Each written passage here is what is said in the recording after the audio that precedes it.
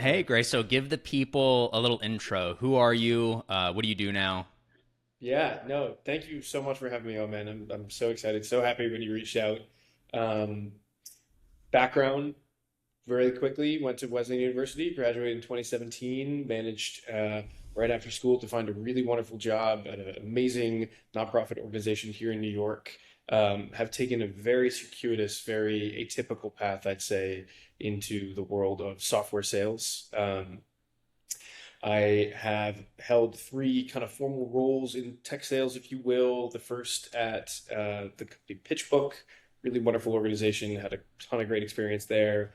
Left there to go and cut my teeth in the startup world, joined a amazing early stage startup based here in New York called Sunset, was leading up sales there for about a year and a half. And then most recently in the fall, just joined another incredible company based here in New York, Series A startup called Default. So excited to get into it, excited to chat. Excited to meet you finally. And yeah, Yeah, and that's what I wanted to ask you about. You have done a lot of different things. Did you have an ultimate plan, or was each move a pivot, yeah. basically every time? A lot of this stuff was just like personal exploration and no, I don't think there was much of a very clean path the entire time. If there's a logic to it, it was only really found in retrospect, looking back. Yeah. Um, but each sequential jump, like Michael J. Fox out into my kind of period of self-exploration, going out and doing my own thing, checking off some big stuff from the bucket list. Post that, getting to PitchBook, that was very intentional. PitchBook to Sunset, very intentional, but overarching, career goals, career path has been, has been a bunch of experiments that I think have led me to a really great place. But Yeah, that makes sense. I wanted to talk about, I saw you had a serious injury that took you out for 6 months. You had to relearn how to walk. How did you navigate re entering the job market after that? Did employers look down on that job gap, or did it give you an awesome story and they were, well, awesome maybe is not the right word, but did that story, did that story help you at all? Yeah, no, it's a great question, man. So yeah, for the listeners, big kind of update was when I was 25, rolled out of my work at the Michael J. Fox Foundation. I was on the side actually building a project with a friend that started to take off a little bit and bring in a let's call it supplementary income that had me feeling comfortable to take a step away from work for a little while. And I used that money to go do a bunch of stuff that I had always wanted to do growing up. The first of which was literally get into my car after leaving my job and drive across the country aimlessly, attempting pointing my compass very loosely at California and saying let's just stop anywhere interesting along the way. Um, and in one of those kind of side quests, if you will, I went to a really wonderful ski mountain up in Tahoe. Literally saw a little sign that just said, "Hey, you want to ski for free every day? Save this here and apply to be a lifty." And as I mentioned, maybe before the call got started, I'd gone to Tahoe by way of being in LA, and I started to grow tired of like being 65 degree and sunny, and so decided I was going to take that wonderful ski mountain up on their really attractive offer to go ski for free every day. So I applied to go join their lift operations group and worked as like a ski lift operator and ski school instructor and did a whole bunch of random stuff around the mountain. Um, it was wonderful, but it caused one thing to happen, which was me to get way too cocky about how good of a skier I was. And one of the last days of the season, I went out for a run that resulted in me breaking my neck, my back, both my hands, my foot, my knee, and a couple other things. So I was, quite literally that dude in the cast in the hospital, all done on bed rest for a few months. But uh, yeah, to kind of answer your direct question, man, like navigating the workforce after that injury was intense for a bunch of different reasons. Of course, there's like, sort of the emotional, physical trauma that an injury like that puts you through that I had to, Right. had to kind of get through. Um, but then, yeah, maybe to your last point in the question there, like there's a gap in the resume. most recruiters, most hirers look for like some continuity. It was definitely uh, something that I had to kind of confront head on. And I think one thing you learn in sales is that it really comes down to like how you tell your story, how you spin your story. And I was able to, I think, take that experience and, convey to any hiring manager that like I was capable of doing really hard things, right? I was capable of coming back and displaying a ton of resilience. And you know, it definitely there were questions raised about it, but it wasn't something that I couldn't, overcome. And yeah, when I look back on it now, I mean, so much of that injury recovery period was, again, incredible in hindsight. Like, really tests who you are as a person to get that low. And I don't know if you've ever been through a pretty hardcore, nasty injury before, but Nothing like even close to that. No. yeah.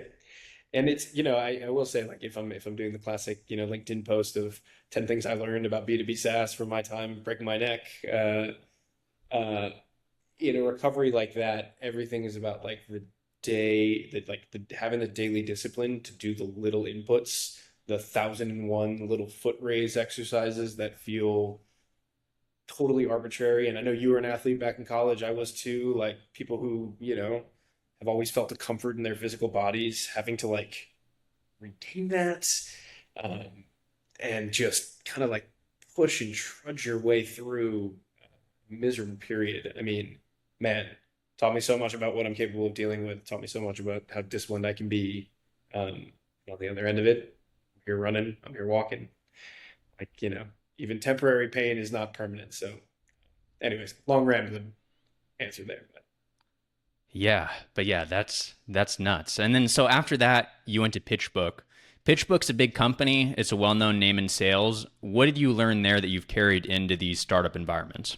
listen, PitchBook taught me a lot. I think in a lot of ways it was the place where I learned a lot of my like foundational sales skills. So how to run a sales process, how to do discovery, how to do product positioning and demonstrations, how to manage, closing and transitions and handoffs to CS. And again, when I look back on that time, I'm like, that's really where I started to learn a lot of these like foundational sales skills for the first time. There were also some like really unique aspects to PitchBook's motion that I think translated and carried over really, really well to startups. On the one hand, um, there was a lot of there's a really deep product with a lot of applications to a bunch of different people, which required you to get in order to be a really effective seller, you had to become really curious. You had to really learn, hey, if like a small corporate business that's going to do M&A is looking to bring on PitchBook, how exactly are they going to leverage a tool like this? And I think that exact kind of thinking, that frame of mind is like the exact thing that you need to carry over into early stage startups, like an obsession with the customer, a like as best as you can, a deep, deep understanding of their day in, their day out, their workflows, the things that keep them up at night. Um, because, you know, at the end of the day, when you're a startup, what you're really trying to do, I mean, what you're essentially doing is you're making a bet. You're saying, hey, I think the market needs this thing, this new thing that I've created. Uh, Hmm. Especially in early stage sales, a lot of it's like just going out and validating whether or not that's true, right? So you're saying, hey, I made this thing. I think you should want to use something like this, but like, help me understand. How do you approach this? How does this resonate with how you think about how your job should look or how the team should run?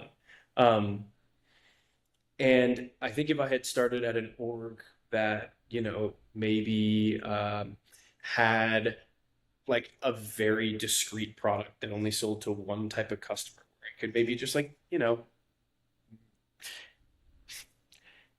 uh, memorize a script and learn a couple of things about how B2B marketing works. Like I maybe never would have developed that habit, if you will, that frame of mind Yeah. that says like, hey, get really, really close to the customer, really learn. And then one other thing that I'll just call out here too was, you know, PitchBook was a really big organization. They had a really big sales organization. I think, in the few years prior to me joining, they had done an absolutely amazing job executing their go-to-market strategy and really going after going after and winning the business of a lot of the core logos that they, attempted to go out and get, or that they could possibly serve. And when I joined, it was a culture where like there was inbound, sure. Mm. There was some amount of like leads being fed to you, but you also had to go out there and get it on your own, right? And like you had to be scrappy, you had to have the discipline to go work all your inbound deals and then constantly be building your own pipeline in the background. And the same thing, the same mindset kind of holds true at a startup, right? Like when you're a startup, you don't have the luxury of having a brand or having a huge gravity often to your business. You're often not drowning in inbound leads, and you have to like go out there and sell the vision and pitch. And so yeah, I think like developing an outbound muscle was a really big thing that I learned at PitchBook that's carried over really, really well to startups. I'm curious because now your last two roles are at Sunset and Default, which are both startups. Why startups over bigger companies? And then what do you look for when you're evaluating those startups, whether it's worth joining, whether the company's going to fail, in 6 months? Yeah. I think the appeal of coming into an organization, establishing frameworks, being in a really high leverage position, right? Like knowing, I think both especially at Sunset and now somewhat so at Default, you're coming in and you're joining a team that like doesn't have really anything in place, and that was a really exciting challenge when I was looking at it, initially. Um, and I think what's kept me in startups is it's just like the ability to come in and just be able to make a big impact, um, test and experiment. I mean, you often hear like the same kind of cliche story from folks that were at previously larger orgs and joined startups. I think, many of them felt similar to me that like when you're in a big organization, um, there's, you know, there's benefits and there's drawbacks to it, right? Like there's Yeah. bureaucracy, and sometimes there's the feeling like you're just kind of a cog in the wheel. And when you don't necessarily agree with the direction the company's going in, maybe like you realize you have no ability to kind of change that, right? It's like outside of your control. And yeah, my story of like finding Sunset and getting into startups in general was actually somewhat ironic in that I was actually Sunset was a prospect of mine when I was at PitchBook, so I was trying to pitch them. Oh, okay. Nice.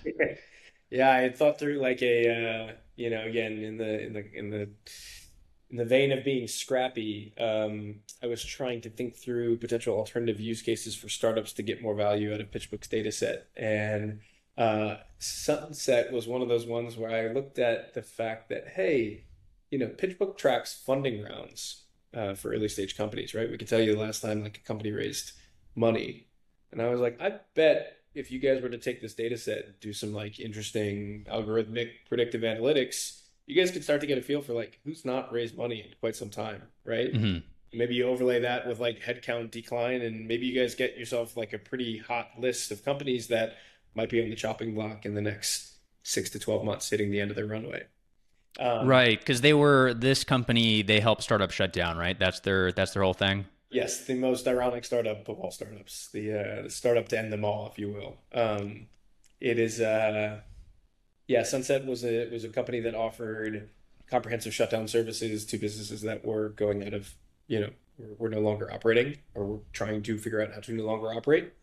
Um, so I was trying to sell them on this idea that, hey, you guys can use this as like maybe a lead gen source or something to go power, paid ads or other growth experiments. Um, and the founder was like, listen, appreciate it, but like we're trying to not be like the rest of them that fail, and that, spending $15,000 on a software that may or may not be helpful for us doesn't feel like, smart capital allocation, if you will. Yeah. But we developed like a really great relationship, through that whole kind of evaluation, and we stayed super close to each other. And very slowly but surely, he started to express that they were starting to see some real interest from the market. He was thinking about hiring out a team, and he came to me and basically said, like, if I were to hire a salesperson, like, what should I look for? And my naive self couldn't really put the two pieces together until after the call ended, that he was more or less testing to see if, this would be something that I'd be interested in coming to take over. So, um, very long-winded way of saying, uh, startups gave me, I think, like this really wonderful opportunity to come in and make a huge impact, and get my hands involved in a bunch of different ways in an organization that, just working at a large company, I would take long for me to be able to do. So call it impatience, call it ego, call it, you know, me thinking I saw the writing on the wall. This was a good opportunity. I just decided to jump full in. Yeah. Yeah, that's very interesting actually. Because I was curious, how did you get your most recent role at Default? Was it cold apply, somebody get recruited? Again, maybe you worked with them oh, well, hopefully I guess you didn't work with them at the last place. But yeah, what how did that happen? Like anything tactical here for people trying to do a similar thing. Yeah, yeah, yeah. There's actually a really quick funny story on as part of the default job interview process. They had me come in for a interview where I was going to be pitching the service and the offering that I was currently selling, which was default, or sorry, Sunset. Um, and as part of this, I had the founder of Default role play as if, he on behalf of Default was evaluating Sunset because, their company was going to be shutting down. And I Mhm. had this room with all the rest of the sellers and all the other people that were in the hiring committee hear me do this mock call with Nico talking about how Default's failing and they're having to shut down and he's dealing with all these problems. And we get to the end of it and he was like, you did such a good job, but I am so depressed right now that Right. I can't give you feedback. But anyhow, how default came about Yeah, was, how did that happen? yeah, yeah, yeah. So I think you can never underestimate, the power of a quick connection. So I met some of the default guys at a wonderful networking event here in New York. Um, I think about 10 months before I joined or even saw that they were hiring for the role. Um, I think uh, somebody who's looking to have a career in sales, and especially somebody who's looking to break into sales, would do well to embrace either like virtual or physical networking events as much as possible because what was like a 20-minute conversation at that networking event led to us exchanging numbers, led to us following each other on LinkedIn, led to us, you know, staying in touch and engaging with each other from time to time. And when I saw, kind of job posting alert come through that Default was hiring, I applied and managed to back channel with a lot of the people that I'd already known to say, hey, I'm really interested. If you could put in a good word, that would, sort of mean the world. Um, and so I think in a lot of ways, like similar to my experience joining Sunset, this was like kind of a relationship I started with no expectations that it would go anywhere, or that it would lead to anything in particular for me. And by just keeping those doors open, it led to something that, I'm now just incredibly grateful to be sort of here and along for the ride. But yeah, if I'm like trying to give tactical advice to anybody young, anybody who's, trying to break into sales, I think like the old Dale Carnegie expression of like everybody loves talking about themselves, right? Everybody loves people who are interested or express interest in who they are. Um, if you're new to this and you're not currently in sales, like reach out to somebody who is and say, hey, I think your career looks really interesting to me. Like if you're ever interested in having a call, hopping on my podcast, grabbing, sitting down for a coffee, and just having a chat and, hopefully build a little bit of relationship there. Like you never know how those things are going to boomerang back around and show back up in, in other stages of your life. Well, and tell me about these networking events because anytime, maybe New York City, there's a lot more going on there. But anytime I've been to a networking event, it's just bums based. Not to be a hater, but it's basically just bums. So I'm curious, what are these virtual and networking events you're going to? How are you finding these?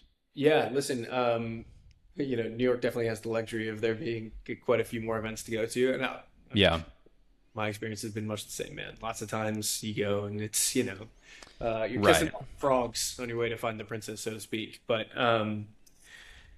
no, I think, listen, there's some really great like online sales communities that I tend to engage with, companies or organizations like Pavilion. They're really wonderful. They host a lot of great stuff. They have like a really engaged online Slack group that I often will jump into. And in there, there's multiple different channels for people who are both searching for jobs, people hiring for roles, people who are new to cities, or, new to industries and are just looking to network with other folks. Um, I think the advice I would give to anybody is kind of dependent on where they are. But like, for example, I have a younger brother. He's 22. A bunch of his friends are graduating college right now, and a lot of them are looking to break into sales. Yeah, Um, and I'm like, do not underestimate the power of a LinkedIn DM, right? Like, you see somebody working at a cool company in a role that you could see yourself being in, reach out, share a little bit about you and a little bit about your interests, but like have the focus be on them. And I think yeah, like I think like finding interesting people online and reaching out to them or engaging with their content and seeing if you can, get them to respond and get them to engage with you. That's one huge way. I think there are really wonderful online sales communities that anybody who's aspirationally trying to get into sales should go and look up. Um, and then, yeah, the other thing is like they should anticipate that there's going to be kind of to your point, like lots of dead end chats, lots of conversations that right. don't, lots of people you meet where you're like, this doesn't feel right. I don't want to learn from you or whatever. And yeah, it just takes like time and effort and discipline and, yeah, just going through the motions over and over and over. And eventually, I think eventually you all, you almost always find somebody who like sees something in you, whether it's a younger version of themselves or, um, they see potential or they see something about your story that really lands. And like, I think a lot of people underestimate how much folks are interested in supporting others, bringing them along, opening up doors. And yeah, I think you just got to take like yeah, long-winded answer there, but Well, no, that's really good. That makes a lot of sense. So, final question. I was really curious about this. How are you an investor in Mercor? Tell me that story. And this is 5x since you invested, right? So, have you made a fat bag on this now at this point? yeah, it's funny. I remember when you shot me the note ahead of the call about how you'd want to bring this up and potentially some takeaways for other folks that are curious about Oh, angel. for sure. Yeah. I think I think listen, like with any risky asset, I mean to answer your question, if I've made a bag, it's on paper, it's not in my wallet. So there are two things I always say when it comes to angel investing. Never bet more than you're willing to lose because, as my experience at Sunset so clearly showed, vast majority of startups pan out to do nothing, right? Most of them fail. Right. Right. Yeah. Most of those checks are just like, getting thrown into the wind.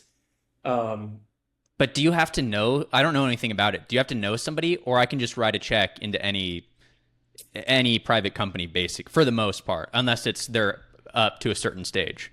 yeah, usually you need access in some way, shape, or form. The greatest access is directly to the team itself, so you can kind of cut through the middleman.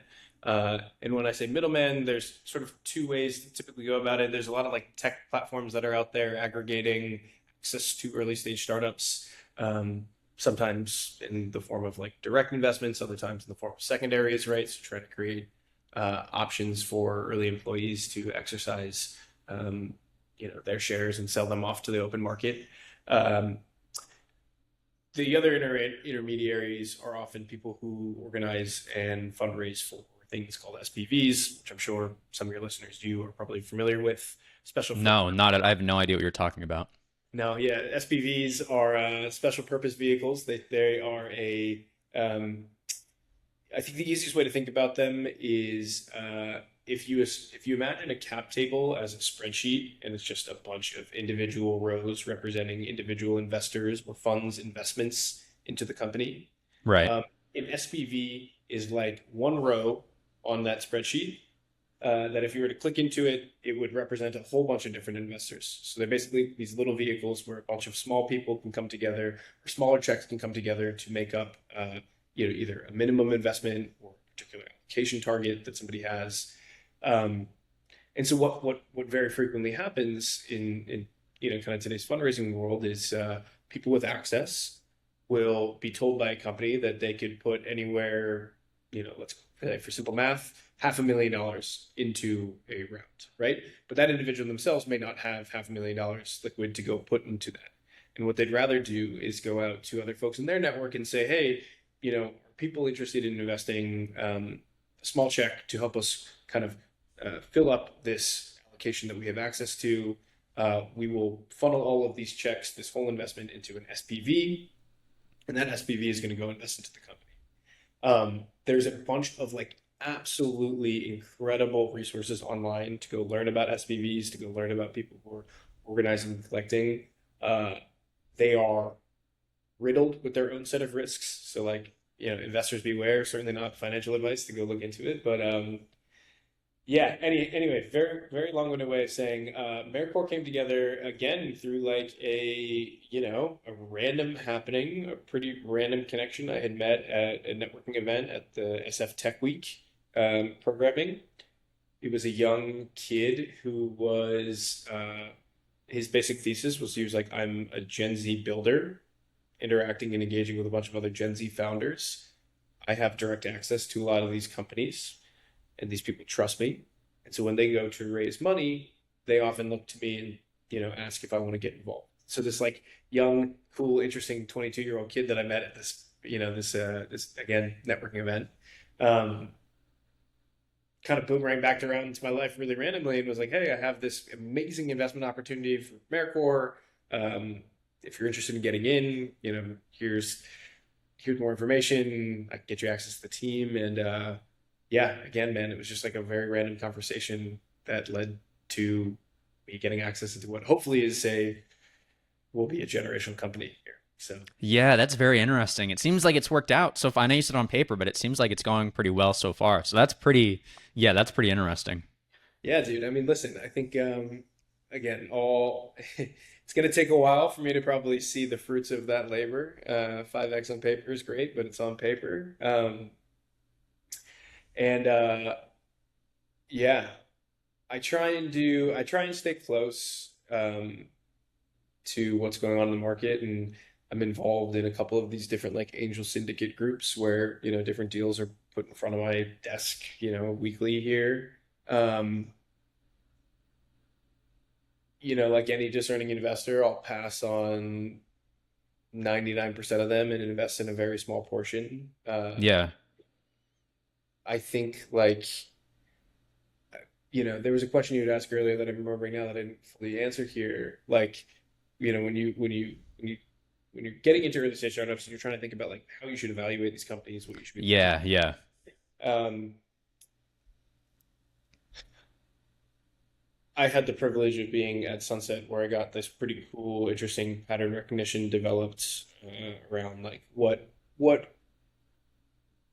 companies tended to do on their way to failure, that I was able to kind of reverse engineer in a way and say like, okay, let's make sure that they're not doing any of these things, and let's actually like assume the inverse. And if we can see that they are doing some of these things, that probably signals a sign of success.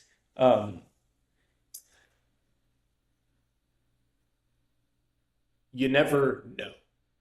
Like at the end of the That's the day, moral of this story. Well, I'm curious. Okay, I know I've had you on here for a minute, but what are the reasons they go out of business? Or is there like a quick yeah, list of things? yeah. Listen, I think companies that so a couple of reasons. Founder dispute is a very common one. So, two of the co-founders having, kind of mismatched visions as to where the company is headed, or what the direction of the company should be. That can often lead to, deep fissures forming in kind of the foundations of the business that become insurmountable. Um, I think companies that have relatively careless like capital management practices is another thing. So um, you know, either like don't invest in really great accounting, foundations, or not particularly discerning about like the way they fund their business. Um, that often ends up being the case, or that often ends up leading to a downfall, or can lead to a company failing. I mean, in on average, first-time founders tend to have a much harder time than repeat founders, kind of succeeding on their first go around. Um, there are obviously exceptions to that rule, but in many cases, lots of like repeat entrepreneurs tend to be a lot more successful than first time. Um, I think, there's some like behavioral patterns of companies that can also signal high likelihood of failure, which is like not staying particularly close to the customer, not iterating and shipping really fast, spending too much time developing and building based on their own assumptions rather than like putting something out to market and using actually tactile user feedback to determine, product roadmap and things along the like. Um, and what else? God, there are so many things, man. But I think if you're like, an outside looking in, trying to evaluate a company, trying to figure out, hey, is this startup for me? Um, Try and get as many points of reference within the business as possible. I think something that many job seekers often underestimate is how much access they're entitled to when they're going through their interview process, right? Meaning like so many folks think it's about them proving that they're a fit for this company. But I think it's equal parts the onus of the business as well as the individual vetting the business to do the absolute, inverse and say, like, have the company prove that it's the right place for you and that it's the right place for you to build your career. Um, so you should feel entitled to ask hard and tough questions. How much runway do you guys have? What's your hiring plans? What's your fundraising strategy? How do you think about, uh, performance management? And, tell me a time where you guys hired somebody and it didn't work out. How quick were you guys to, realize that and resolve it? Because, yeah, I think like so many people, so many people can like look at a startup and fall victim to the things. Yeah, no, I don't know. Hopefully Well, someone else. I get what you're saying though, yeah, because they look cool sometimes. Yeah, who if I'm talking to a startup, I have no idea. I see what they are telling me, and I can look online, and they look cool, so I think, oh, this seems good. But yeah, that makes a lot of sense. Because you're right, it's a lot of time you're going to spend working for somewhere. You don't want to work somewhere and they just die in like 6 months. That would be bad. Yeah, man. And like and to your point, like the tough reality about startups is like every idea is actually pretty good, right? Like very, very few businesses fail because the idea was just like flat out bad, right? Like most people who become founders are like smart, fairly obsessed about a particular problem, like have really thought something through in depth enough to make them feel like, hey, they should go like bet their lives on making this thing happen. Um, so like, yeah, to your point, you're online, you're looking at a website, like a lot of the startups look great from the outside, Right, but and they've raised millions of dollars. Yeah, who's to say? Yeah. yeah, and like and if you're talking about particularly in like a sales context, like if you're interviewing for a role, like go back channel and talk to every rep that you can that's at that company and like ask them really candidly about how things are going. How's the team performing? What does pipeline look like? What's quota attainment look like? How is, management's approach to working with sales? Is there leadership? Is this a place where like um I can step in and like learn from somebody who's really proven and done this? Or is it like, perhaps like a guy like me when I was at Sunset, where this was my first go around being, the founding sales guy, right? Like for a kid fresh out of college, um, that might not have been the best learning environment for them. But Yeah. like, I guess what I'm trying to say is like you should really dig deep. You should really try to talk to as many people, because startups are not, they're not as glamorous as they look from the outside in. I'll tell you that much. At least not every day. Yeah, no, that makes a lot of sense. Well, I think we got some good stuff here. I'll end it right here. Cool, man.